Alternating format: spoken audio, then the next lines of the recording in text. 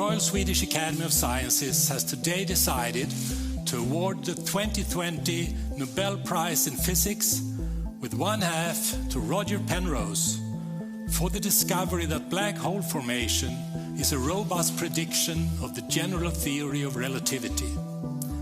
And the other half jointly to Andrea Ghez and Reinhard Genzel for the discovery of the supermassive compact object at the center of our galaxy. Although we do all want to offer you congratulations, Roger, and normally we'd get you into the Science Media Centre and give you a bottle of champagne. The best I could come up with is a cheap bottle of Prosecco. Not even here to share it with me, but if I ever do meet you, and I only met Roger for the first time about 3 minutes ago, then if I ever meet you in person, then I'll have share a bottle with you. It was an extreme honor and a great pleasure to hear the news this morning in a slightly unusual way. I had to get out of my shower to hear it.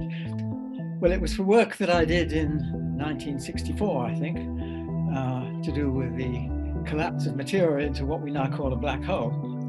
And I had reasons to believe, theoretical reasons to believe that these things would be a generic expectation if you had enough matter clumped together that they would create these things that we now call black holes.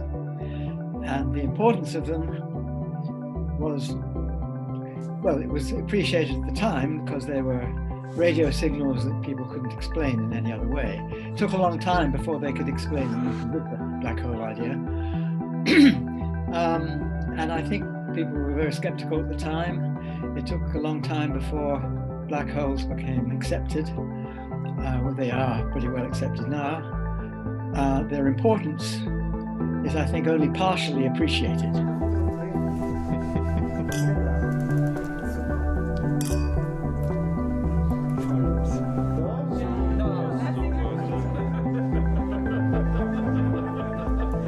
Astrophysics is one of the branches of research in sciences, which in many ways is free. We don't have to do things and invent something or something like that. Although, of course, there is technology which can become important elsewhere. But it's so wonderful to learn about the universe, about how the universe has evolved and how complex it is. That includes us as human beings or as animals in this universe. But certainly, just in the short period of my life, the progress in the field has been just mind-boggling. It's just fantastic, exciting every day. You don't need any vacation there. It's just so exciting. I think for the first few minutes I thought, well, I must be dreaming.